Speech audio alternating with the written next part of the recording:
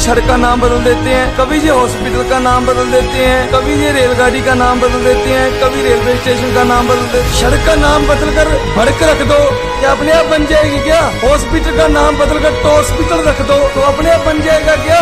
एक पैसेंजर गाड़ी का नाम बुलेट ट्रेन रख दो, उड़ने लग जाएगी क्या वो? मुझे बहुत गुस्सा आ रहा है। लाशें गिर रही हैं, लोगों को ऑक्सीजन नहीं मिल रही, फिर भी हमारे राजनेता राजनीति करने पर लगे हुए हैं। तू ऐसी राजनीति पर, और मैं शर्मिंदा हूँ कि मैं इस देश का वासी। हमारे नेताओं को इस बात की जरा भी परवाह नहीं है कि एक मजदूर की इनकम बंद हो रही है, लेकिन खुद की इनकम बंद हुई तो उनको दर्द हुआ। मजदूर भूखा मरे, मजदूर जब भाड़ में 200-250 रुपए दिहाड़ी कमाने वाला मजदूर कैसे अपने घर का चूल्हा चलाता है? बैंक खुले हैं, दुकानें बंद है, क्या बैंक में लोग नहीं जाते? वही लोग तो है ना जो बैंक में जाते हैं, वही लोग दुकानों पर जाते हैं। तो जो गाइडलाइन बोलो बैंक कर रहे हैं, वही गाइडलाइन दुकानों के लिए जारी कर दी जाए। कोरोना से कोई नहीं मरना चाहता साथियों, ये मैं चैनल के माध्यम से स्पष्ट कहना चाहता हूँ। कोरोना से ना मैं मरना चाहता हूँ, ना मेरे भाई जर्नैल मरना चाहते हैं। कोई भी दुकानदार कोरोना से नहीं मरना चाहता, लेकिन उसको अपने पेट की भूख, पेट की आग और अपने बच्चों की पढ़ाई की फीस, बिजली के बिल, घर के खर्चे,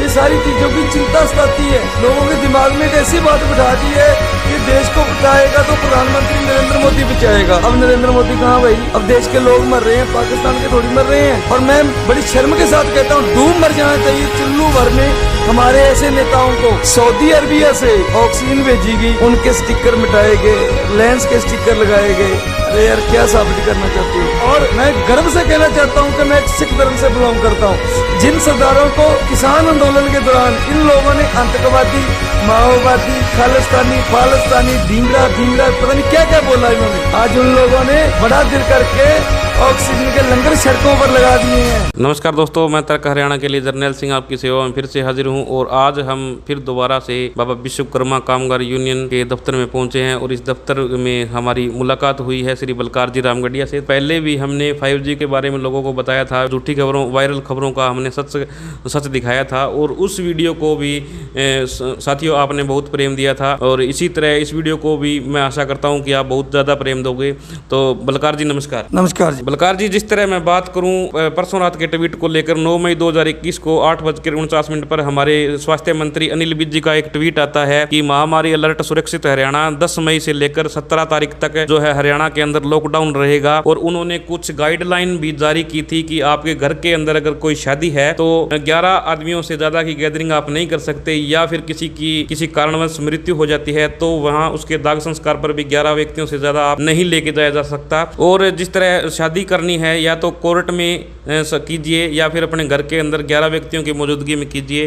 तो इस पर आपकी क्या विचारधारा है, क्या प्रतिक्रिया, इस पे बताइए आप। सबसे पहले तो मैं तर्क हरियाणा और मजदूर वाणी टीवी देख रहे सभी दर्शकों का धन्यवाद करता हूं, स्वागत करता हूं और आपका भी धन्यवाद करता हूं। समय निकाल कर आप हमारे पास आते हो ताकि लोगों को जागरूक किया जाए। हमारे जो देश के बीजेपी पार्टी वालों के नेता है, जहाँ जहाँ बीजेपी की सरकार है, इनको नाम बदलने में बहुत मजा आता है जी। इतने नाम बदलते हैं, किसी भी चीज का कभी भी नाम उठा के बदल देते हैं। अब लॉकडाउन का नाम इन्होंने बदल कर महामारी अलर्ट सुरक्षित हरियाणा रख दिया है। तो क्या इसे लॉकडाउन खत्म हो गया? नाम बदलने से लॉकडाउन खत्म हो गया? नहीं हुआ। कभी ये सड़क का नाम बदल देते हैं, कभी ये हॉस्पिटल का नाम बदल देते हैं, कभी ये रेलगाड़ी का नाम बदल देते हैं, कभी रेलवे स्टेशन का नाम बदल देते हैं। तो मैं इनको बोलना चाहता हूँ, कोरोना का नाम बदल कर जरोना रख दो, मरोना रख दो। कोरोना का नाम बदल कर स्वाइन फ्लू रख दो और लोगों को स्वाइन फ्लू के टीके लगाने शुरू कर दो। लोग ठीक होने शुरू हो जाएंगे क्या? इससे नाम बदलने से क्या फायदा हो रहा है हम लोगों का? बताओ। सड़क का नाम बदलकर भड़क रख दो, क्या अपने आप बन जाएगी क्या? हॉस्पिटल का नाम बदलकर तो हॉस्पिटल रख दो तो अपने आप बन जाएगा क्या?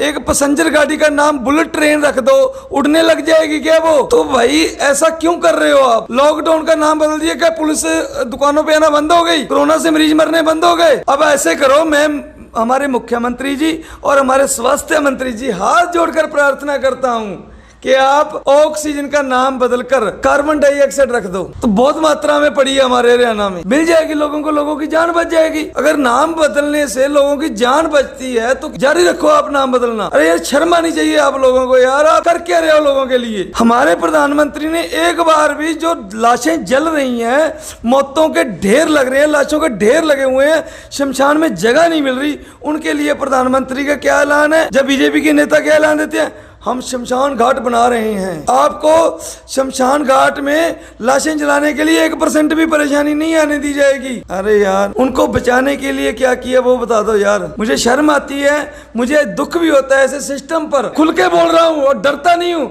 मेरे ऊपर जो पर्चा करना है कर दो, मुझे कोई दिक्कत नहीं है। मुझे जो फांसी लगानी है लगा दो आप। जो हमारे देश का सिस्टम है, ऐसे सिस्टम में मैं रहना भी पसंद नहीं करता। मुझे बहुत गुस्सा आ रहा है। लाशें गिर रही हैं, लोगों को ऑक्सीजन नहीं मिल रही, फिर भी हमारे राजनेता राजनीति करने पर लगे हुए हैं। थू ऐसी राजनीति पर, और मैं शर्मिंदा हूँ कि मैं इस देश का वासी हूँ। तो बलकार जी, जिस तरह मैं अगला सवाल आपसे करूं तो 11 मई को रेवेन्यू डिपार्टमेंट के जो हमारे चीफ हैं, चीफ सेक्रेटरी जी ने रात डीसी साहब को एक लेटर जारी किया है। उस लेटर के अंदर साफ तौर पे ये हिदायत दी गई है कि रजिस्ट्रियों का काम जो है वो जल्द से जल्द इस वीक के अंदर चालू किया जाए। आपसे मैं ये सवाल जानना चाहता हूँ, क्या वहाँ पर नंबरदार नहीं आएगा, या खरीदार नहीं आएगा, या बेचने वाला नहीं आएगा, या फिर वहाँ पर तहसीलदार नहीं होगा, या ऑपरेटर नहीं होंगे? मतलब एक रजिस्ट्री हम करवाते हैं तो कम से कम 20-30 लोगों की भीड़ है, और उस 20-30 लोगों की भीड़ के अंदर कोई व्यक्ति संक्रमित आता है तो उसकी जिम्मेवारी किसकी है? कौन है जिम्मेवार? जर्नैल जी, मैं आपसे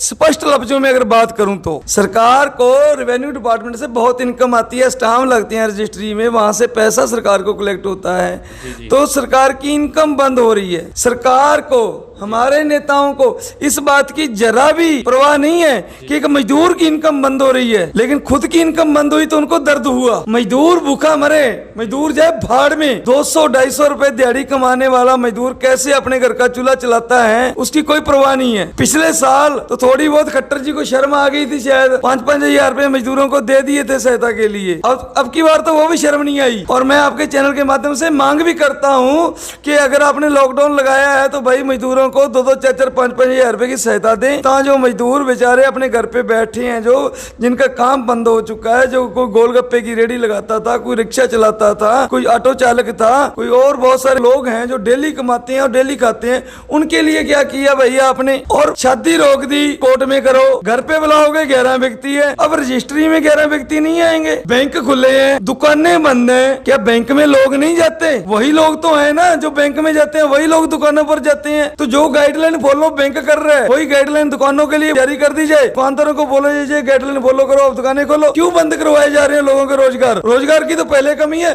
पिछले साल जो लॉकडाउन लगा था उसने इतना बुरी तरह से आम नागरिक को और छोटे व्यापारियों को और मजदूरों को इतना बुरे वक्त में झंझोड़ के रख दिया कि उनको छोटे छोटे लोन लेने पड़ रहे हैं। कोई 10,000 का, 20,000 का, 25,000 का अपनी घरवालियों के नाम पे लोन लेने पड़ रहे हैं। रजिस्ट्री करनी है तो वहां पे 20 आदमी भी आ जाओ भाई, हम फोटो भी खींचेंगे, सारा कुछ करेंगे। वहां पे प्रोटोकॉल हमारा है। अगर कोई छोटा दुकानदार दुकान खोलेगा, कोई मजदूर काम पर जाएगा, उसको मोटरसाइकिल पर देख लिया, वहां पे डंडे भी मारे जाते हैं, लोगों को लठ तक मारी जाती है। तो ये कहाँ का न्याय है? ये सरकार हमारे लिए कर क्या रही है? क्यों नहीं लोगों को भरोसे में लिया जाता? कोरोना से कोई नहीं मरना चाहता साथियों, ये मैं चैनल के माध्यम से स्पष्ट कहना चाहता हूँ। कोरोना से ना मैं मरना चाहता हूँ, ना मेरे भाई जर्नैल मरना चाहते हैं। कोई भी दुकानदार कोरोना से नहीं मरना चाहता, लेकिन उसको अपने पेट की भूख, पेट की आग और अपने बच्चों की पढ़ाई की फीस, बिजली के बिल, घर के खर्चे, ये सारी चीजों की चिंता सताती है, इसलिए वो दुकान खोलना चाहता है। आप अगर बैंक खुलवा सकते हो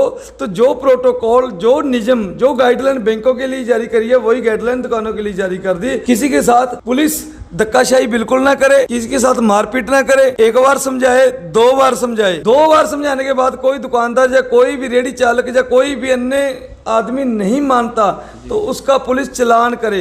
फिर भी मारपीट करने का अधिकार पुलिस को बिल्कुल ना दिया जाए। ये लोगों के साथ बहुत बड़ा अन्याय है। सर, कल हमने एक खबर देखी, हरियाणा क्रांति न्यूज़ के हमारे एक साथी ने लगाई थी कि बाहर से ऑक्सीजन की गाड़ियां मंगाई गई हैं। और परसों की अगर मैं बात करूं, सुबह सुबह की, तो परसों संजीवनी हॉस्पिटल के अंदर एक वाकया हुआ। सुचान कोटली के वे परिजन थे और वहां पर एक बिना ऑक्सीजन की एक लेडीज की डेथ हो जाती है। इस पर आपकी क्या प्रतिक्रिया है, क्या कहना चाहो? हमारे देश में जब से हमारे प्रधानमंत्री नरेंद्र मोदी जी बने हैं तो उन्होंने एक ऐसी बना दी है, भारत बहुत शक्तिशाली, हम पाकिस्तान को मारेंगे, हम चीन को घुस के मारेंगे, हम ये मारेंगे। लोगों के दिमाग में एक ऐसी बात बिठा दी है कि देश को बचाएगा तो प्रधानमंत्री नरेंद्र मोदी बचाएगा। अब नरेंद्र मोदी कहाँ भाई? अब देश के लोग मर रहे हैं, पाकिस्तान के थोड़ी मर रहे हैं। और मैं बड़ी शर्म के साथ कहता हूँ, डूब मर जाना चाहिए चुल्लू भर में हमारे ऐसे नेताओं को। सऊदी अरबिया इंडिया से ऑक्सीजन भेजी गई, उनके स्टिकर मिटाए गए, रिलायंस के स्टिकर लगाए गए।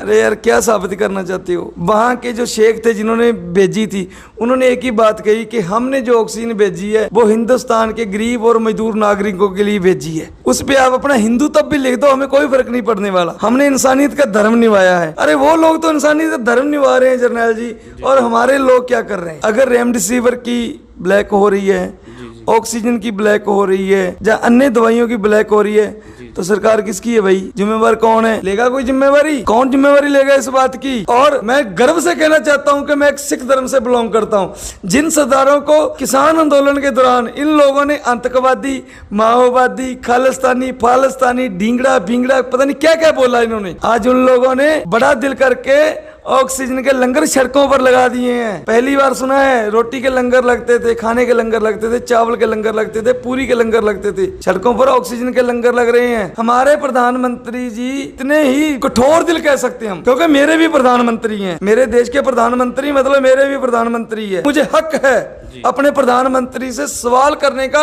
और जवाब मांगने का, अपने दिल की बात उनको कहने का मुझे हक है। ये संविधान मेरा मुझे हक देता है। वो क्या कर रहे हैं भाई? 15 एकड़ में मोदी का घर, पार्लियामेंट, वो कितनी जरूरी है भाई?